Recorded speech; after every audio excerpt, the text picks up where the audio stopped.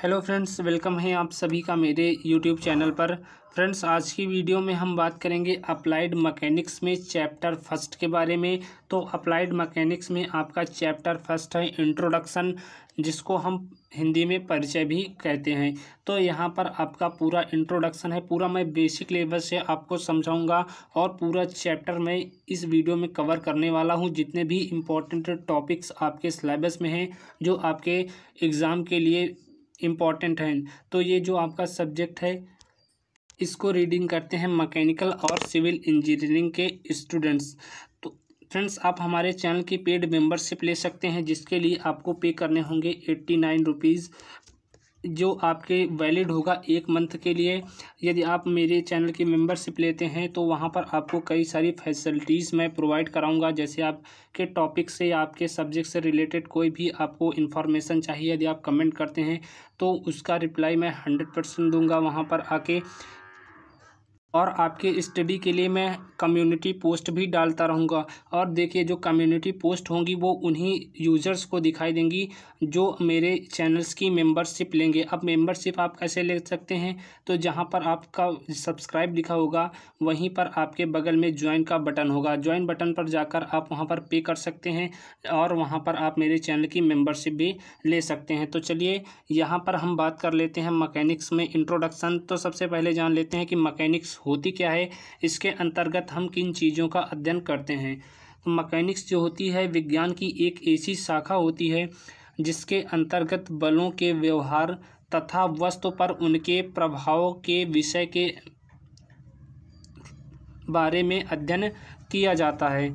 Mainly हमारा मतलब है इन लाइनों से इस बात का कि यह एक ऐसा विज्ञान होता है जिसके अंतर्गत बलों का व्यवहार, मतलब हमारा फोर्स किस प्रकार कार्य कर रहा है तथा वस्तु पर उनका किस प्रकार प्रभाव पड़ रहा है, इसी का अध्ययन हम मैकेनिक्स के अंतर्गत करते हैं।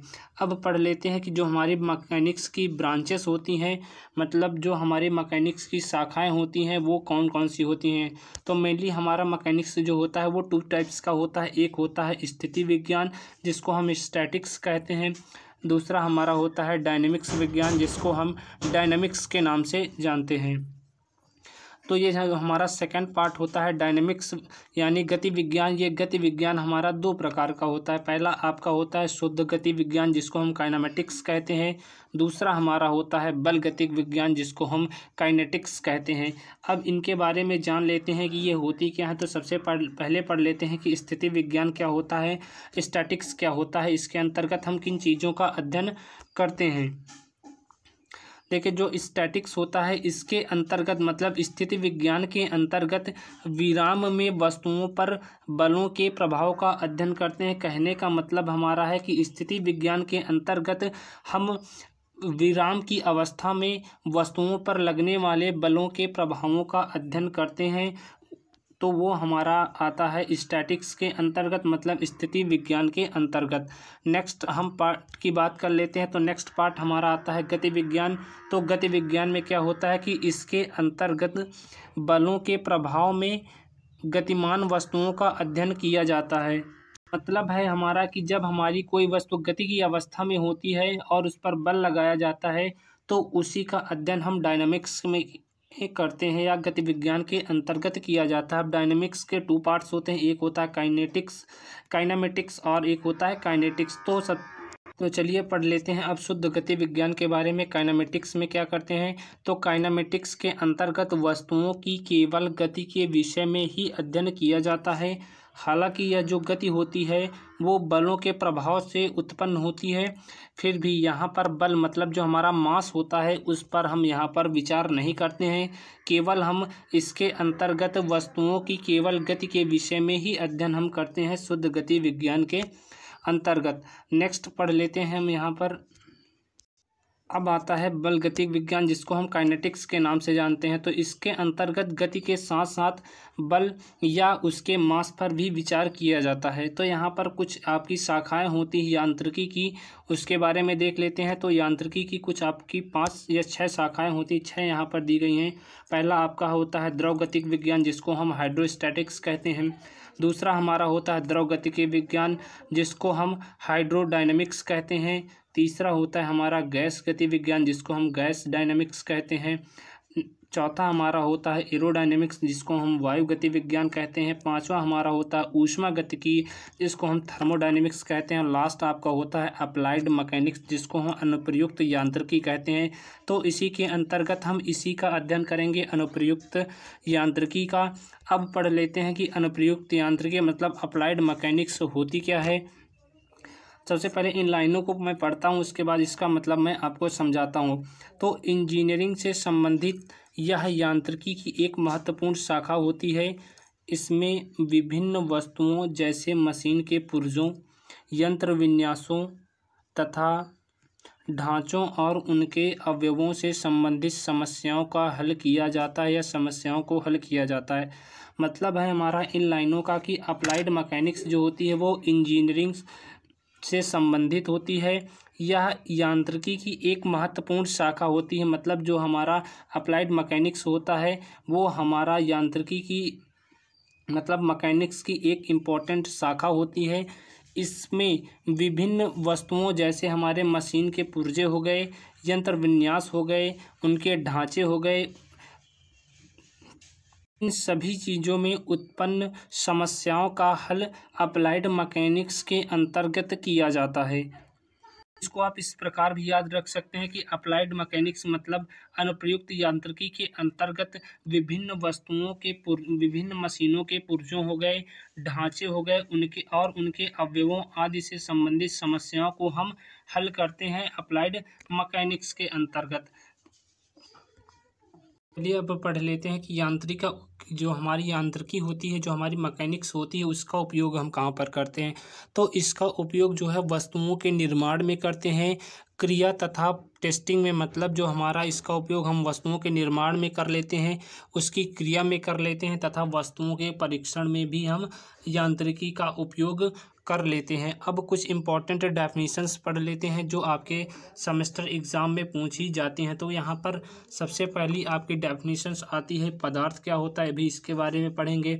पिंड यानी बॉडी क्या होती है, इसके बारे में अभी अध्ययन करेंगे। रिजिड बॉडी क्या होती है, कण क्या होते हैं, गति के प्रकार क्या होते हैं, इन सभी डेफिनेशंस के बारे में अभी हम अध्ययन करेंगे। तो सबसे पहला हमारा यहाँ पर जो डेफिनेशन आती है पदार्थ क्या होता है, इसके बारे में अध्ययन कर लेते हैं। तो पदार्थ वह होता है जो हमारी ज्ञानेंद्रियों पर कुछ प्रभाव डाल सके और जो कुछ स्थान घेरे, वही हमारा पदार्थ कहलाता है। अब पदार्थ की जो मुख्यतः 3 अवस्थाएं होती हैं।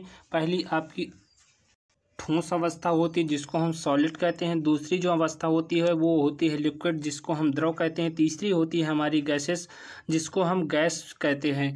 तो नेक्स्ट आपकी डेफिनेशन पढ़ लेते हैं। बॉडी क्या होती है, मतलब जो बॉडी को हम हिंदी में पिंड कहते हैं या वस्तु क्या होती है उसके बारे में पढ़ लेते हैं। तो यह किसी पदार्थ का एक भाग होता है। तो जो आपकी बॉडी होती है वो किसी पदार्थ का एक ऐसा भाग होता है जो एक निश्चित स्थान घेरता है तथा जिसकी संहति मतलब जिसका मास और उसका वॉल्यूम मतलब जिसकी संहति और जिसका आयतन स्थिर यानी निश्चित होता है, उसे ही हम पिंड कहते हैं या उसे ही हम बॉडी कहते हैं। अर्थात इसको हम इस प्रकार भी समझ सकते हैं कि वस्तु जो है यानी बॉडी जो है पदार्थ का एक भाग होता है जो सभी दिशाओं में सीमित होता है, उसे ही हम पिंड कहते हैं या उसे ही हम वस्तु कहते हैं या उसी को हम इंग्लिश में बॉडी कहते हैं। जो निश्चित स्थान घेरता है, जिसका मास और वॉल्यूम होता है, उसे ही हम बॉडी कहते हैं। आप इसको इस प्रकार भी समझ सकते हैं। नेक्स्ट आपका यहाँ पर डेफिनेशन आता है रिजिड बॉडी क्या होता है। रिजिड मतलब दृढ़ पिंड क्या होती हैं उसके बारे में। तो दृढ़ पिंड हम उन पिंडों को कहते हैं जिन पर बल लगाने पर नगण्य परिवर्तन होता है, उसे ही हम दृढ़ पिंड कहते हैं। मतलब ये जैसे हमारा एक पिंड है, कोई बॉडी है, इस पर हम फोर्स लगाए जा रहे हैं, बहुत सारे हमने यहाँ से फोर्स अप्लाई कर दिए, लेकिन इसके आकृति और आकार में कुछ भी परिवर्तन नहीं हुआ, तो इसे ही हम दृढ़ पिंड कहते हैं, रिजिड बॉडी कहते हैं। मतलब बल लगाने पर जिस पिंड के आकार और आकृति में परिवर्तन नहीं होता है, उसे ही हम रिजिड बॉडी यानी रिजिड पिंड कहते हैं या इसी को हम दृढ़ पिंड कहते हैं। अब आपकी डेफिनेशन आती है कण किसे कहते हैं। इसी को हम इंग्लिश में पार्टिकल्स कहते हैं। यह पदार्थ का एक ऐसा भाग होता है जिसका आकार जो होता है बहुत छोटा होता है और जिसका जो मास होता है उसके और जो उसका भार होता है वो आपका होता है। कहने का मतलब है कि कण जो होते हैं पदार्थ का एक ऐसा भाग होता है जिसका आकार जो होता है बहुत छोटा होता है, जिसकी कोई माप नहीं होती है, परंतु उसमें जो उसका मास होता है और उसका जो वेट होता है उसे ही हम कण कहते हैं। अब नेक्स्ट आता है गति के प्रकार। अब गति के प्रकार कितने होते हैं उसके बारे में पढ़ लेते हैं। तो गति आपकी जो होती है वो 3 प्रकार की होती है। एक होता है सरल रेखीय गति, दूसरा होता है वक्रीय गति,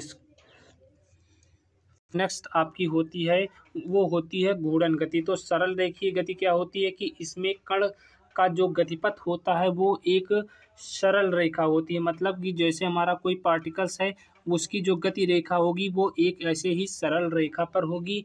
नेक्स्ट आती है वक्रीय गति। इसमें जो कण की गति होती है उसका गतिपथ जो होता है वो वक्र के आकार का होता है, कुछ इस प्रकार का भी हो सकता है।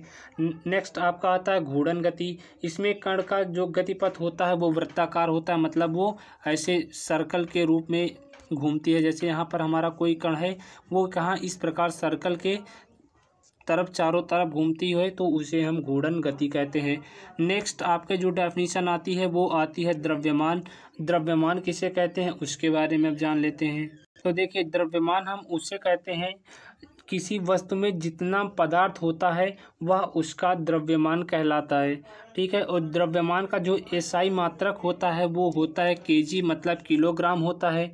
और 1 केजी में होते हैं 10³ ग्राम, मतलब 1 केजी होता है वो मतलब 1000 ग्राम के बराबर होता है, या इसी को हम 1 केजी को लिख सकते हैं 10⁶ मिलीग्राम के बराबर। ठीक है, नेक्स्ट आपका जो डेफिनेशन आता है भार, मतलब वेट क्या होता है।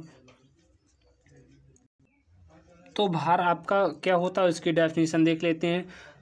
जो पृथ्वी हमारी होती है वो किसी वस्तु को अपनी ओर जिस बल से खींचती है, मतलब इसको हम इस प्रकार से समझ सकते हैं कि जो हमारी अर्थ है वो किसी चीज़ को अपनी ओर जिस बल से आकर्षित करती है वही उस वस्तु का भार कहलाता है। और इसके लिए जो फार्मूला होता है वो आपका होता है स्मॉल कैपिटल W बराबर m/g।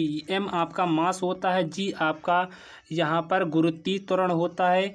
जो आपका इस डेफिनेशन को आप इस प्रकार भी याद कर सकते हैं कि किसी पदार्थ के मास और उसके गुरुत्वीय त्वरण के गुणनफल को ही हम उसका वेट कहते हैं। अब पढ़ लेते हैं वेग के बारे में कि वेग होता क्या है। तो किसी कण के विस्थापन परिवर्तन की जो दर होती है वो वेग कहलाती है, और जो हमारी वेग होती है वो हमारी सदिश राशि होती है, इसको हम इंग्लिश में वेलोसिटी भी कहते हैं। जिसका जो मात्रक होता है SI, मतलब जो हमारा वेग का SI मात्रक होता है वो होता है मीटर पर सेकंड। वेग का जो SI मात्रक होता है वो मीटर पर सेकंड होता है।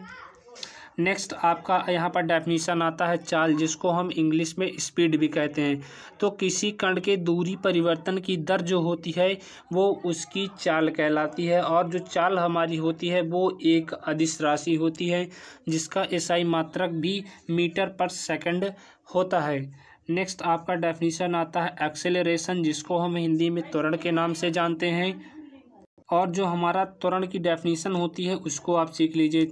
तो इसकी जो डेफिनेशन होती है इसको हम इस प्रकार भी कह सकते हैं कि वेग परिवर्तन की दर ही हमारी त्वरण कहलाती है। ये आपकी काफ़ी इजी डेफिनेशन है, इसको आप याद कर सकते हैं या आप पढ़ कर आए हैं तो ये आपको याद होगी। और इसका भी जो SI मात्रक होता है वो होता है मीटर पर सेकंड स्क्वायर। जो हमारा त्वरण होता है, एक्सेलरेशन होता है, उसका जो SI मात्रक होता है वो होता है मीटर पर सेकंड स्क्वायर, और यह एक हमारा सदिश राशि होती है। ठीक है, अब नेक्स्ट आपका आता है यहाँ पर रेखीय संवेग। रेखीय संवेग क्या होती है उसके बारे में जान लेते हैं। तो किसी गतिमान पिंड के द्रव्यमान और उसके वेग का गुणनफल ही उसका संवेग कहलाता है। मतलब इसका जो फार्मूला होगा P बराबर m/v, मतलब किसी गतिमान पिंड का द्रव्यमान m और उसका जो वेग होगा उसका गुणा कर देंगे तो वो हमारा संवेग के बराबर में हो जाता है। और संवेग हमारी एक सदिश राशि होती है जिसका एसआई मात्रक जो होता है वो होता है किलोग्राम मीटर पर सेकंड। नेक्स्ट आपकी जो आपके सिलेबस में जो टॉपिक्स है वो है यूनिट। अब यूनिट क्या होती हैं, इनके टाइप्स क्या होते हैं, उसके बारे में जान लेते हैं। इसको हम कहते हैं कि किसी भौतिक राशि का मात्रक जो होता है वो एक मानक होता है, ठीक है। Next different types of unit system. जो हमारे डिफरेंट यूनिट सिस्टम होते हैं वो कौन कौन से होते हैं, तो भौतिक राशियों के मापन में विभिन्न मात्रक प्रणालियाँ प्रयोग की जाती हैं, जिनमें मेनली जो है मुख्यतः 4 प्रणालियों का हम प्रयोग अधिकतर करते हैं। पहला होता है एमकेएस, दूसरा आपका सीजीएस, तीसरा आपका एफपीएस और चौथा आपका एसआई सिस्टम। जो आपका एमकेएस होता है इसका फुल नेम क्या होता है, इसका होता है मीटर किलोग्राम सेकंड। यहाँ पर जो मीटर का मात्रक होता है मतलब लंबाई का जो मात्रक होता है वो मीटर होता है, द्रव्यमान का जो मात्रक होता है वो केजी होता है और समय का जो मात्रक होता है इसमें वो होता है सेकंड। नेक्स्ट आपका आता है सीजीएस मतलब सेंटीमीटर ग्राम सेकंड। यहाँ पर जो मात्रक होता है लंबाई का वो होता है सेंटीमीटर, द्रव्यमान का मात्रक होता है ग्राम और यहाँ पर जो समय का मात्रक होता है वो होता है सेकंड। इसी तरह एफपीएस मतलब फुट पाउंड सेकंड, द्रव्यमान का जो मात्रक यहाँ पर फुट चलता है और जो हमारा यहाँ पर जो आपका द्रव्यमान का मात्रक चलता है यहाँ पर फुट चलता है। सॉरी अगेन 2 बार मिस्टेक हो गई। जो यहाँ पर लंबाई का मात्रक है वो यहाँ पर फुट चलता है, ठीक है। जो हमारा यहाँ पर जो द्रव्यमान का मात्रक होता है वो पाउंड में चलता है और यहाँ पर सेकंड जो होता है वो सेकंड में ही चलता है। जो समय का मात्रक होता है वो सेकंड में चलता है। चौथा आपका होता है एसआई सिस्टम। एसआई सिस्टम को हम अंतर्राष्ट्रीय प्रणाली भी कहते हैं, जिसको इंटरनेशनल सिस्टम भी कहा जाता है। इसके अंतर्गत जो होते हैं वो 7 मूल मात्रक होते हैं, 2 पूरक मात्रक होते हैं और शेष जो होते हैं वो व्युत्पन्न मात्रक होते हैं। अब मूल मात्रक क्या होते हैं, व्युत्पन्न मात्रक क्या होते हैं, जल्दी से इनको देख लेते हैं।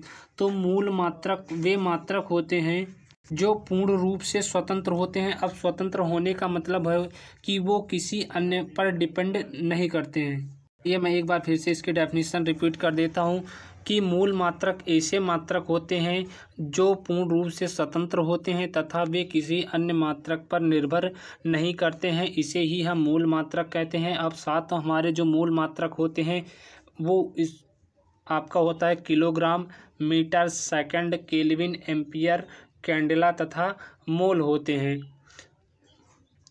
और 2 हमारे जो मूल मात्रक जो होते हैं मतलब 2 पूरक मूल मात्रक जो होते हैं वो होते हैं रेडियन और स्टेरेडियन।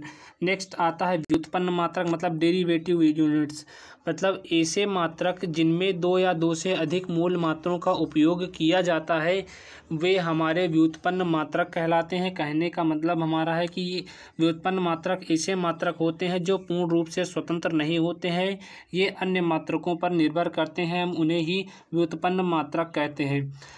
नेक्स्ट आपकी आती है सदिश तथा सदिश राशियाँ क्या होती हैं, अदिश तथा सदिश राशियाँ क्या होती हैं उसके बारे में देखिए। अतः सभी जो भौतिक राशियाँ होती हैं उनको हम 2 टाइप्स में डिवाइड करते हैं। पहला आपका होता है अदिश राशियाँ जिसको हम स्केलर क्वांटिटीज़ कहते हैं, दूसरा होता है आपका सदिश राशियाँ जिसको हम वेक्टर क्वांटिटीज़ कहते हैं।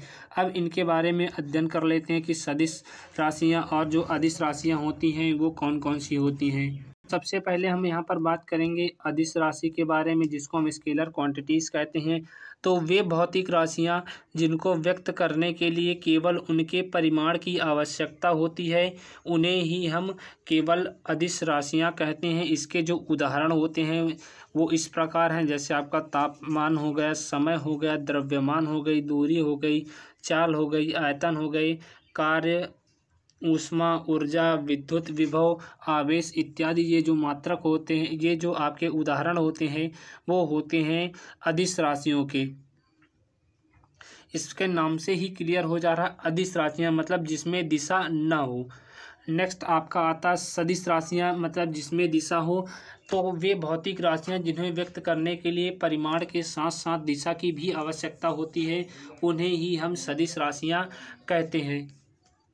इसके कुछ उदाहरण भी आप नोट कर सकते हैं, जैसे आपका हो गया विस्थापन हो गया, त्वरण हो गया, रेखीय संवेग हो गया, बल और बल आघूर्ण हो गया, कोणीय वेग हो गया, कोणीय त्वरण हो गया, विद्युत क्षेत्र हो गए, चुंबकीय क्षेत्र हो गए। ये जितने भी एग्जाम्पल होते हैं वो आपकी सदिश राशियों के एग्जाम्पल होते हैं। आपके सदिश राशियों के छोटे छोटे पॉइंट होते हैं, इनको भी जल्दी से देख लेते हैं। तो यहाँ पर पहला आपका होता है समान सदिश। समान सदिश का कहने का मतलब है कि दो समान सदिश के परिमाण तथा दिशाएं जो होती हैं वो आपस में समान होती हैं। जैसे कि आपको यहाँ पर चित्र में दिखाया गया है कि यहाँ पर देखिए दो आपको एरोस दिखाए गए हैं जिनके परिमाण और दिशाएं समान होती हैं, उन्हें ही हम समान सदिश कहते हैं। और इसी प्रकार आपका आता है विपरीत सदिश, मतलब दो विपरीत सदिश राशियों के परिमाण तो समान होते हैं परंतु इनकी जो दिशाएं होती हैं वो अलग अलग होती हैं। तो देखिए एक की दिशा आपकी इधर है, एक की दिशा आपकी इधर है, तो दोनों जो दिशाएं होती हैं वो अलग अलग होती हैं लेकिन इनके जो परिमाण होते हैं वो एक समान होते हैं। नेक्स्ट आपका है ऋणात्मक सदिश। अब ऋणात्मक सदिश किसे कहते हैं इसके बारे में जान लेते हैं। देखिए यदि हम दो लाइन खींचे, ठीक है ना, इसकी डेफिनेशन पहले आप देख लीजिए। यदि किसी सदिश राशि के समांतर उसके परिमाण के बराबर एक रेखा खींची जाए और उसके विपरीत दिशा में उल्टा मतलब एक रेखा खींच दी जाए तो इसे ही हम ऋणात्मक सदिश कहते हैं। इसी तरह आपका होता है ध्रुवीय सदिश। तो ध्रुवीय सदिश वे सदिश होते हैं जिनका कोई निश्चित मूल बिंदु अथवा आरंभ बिंदु होता है, जैसे आपका विस्थापन हो गया, बल हो गया। और नेक्स्ट आपका होता है अक्षीय सदिश। घूर्णन गति की दिशा को प्रदर्शित करने के लिए अक्षीय सदिश का प्रयोग किया जाता है। इसमें हम क्या करते हैं कि सदिश राशि ज्ञात करते हैं और इसमें हम दाएं हाथ के पेंच का नियम का प्रयोग करते हैं। इसके उदाहरण आपके कोणीय वेग और कोणीय त्वरण होते हैं। तो ये था फ्रेंड्स आपका पूरा चैप्टर 1 का यहाँ पर फुल एक्सप्लेनेशन। उम्मीद करता हूँ वीडियो आपको पसंद आया तो वीडियो को लाइक शेयर और चैनल को सब्सक्राइब जरूर कर लीजिएगा। आप पेड मेंबरशिप भी ले सकते हैं, वहाँ पर आपको काफ़ी फैसिलिटीज़ भी मिलेंगी आपको। आप हमें टेलीग्राम पर भी ज्वाइन कर सकते हैं, लिंक आपको वीडियो के डिस्क्रिप्शन बॉक्स में मिलेगा। थैंक यू फ्रेंड्स, आप सभी का वीडियो के अंत तक बने रहने के लिए।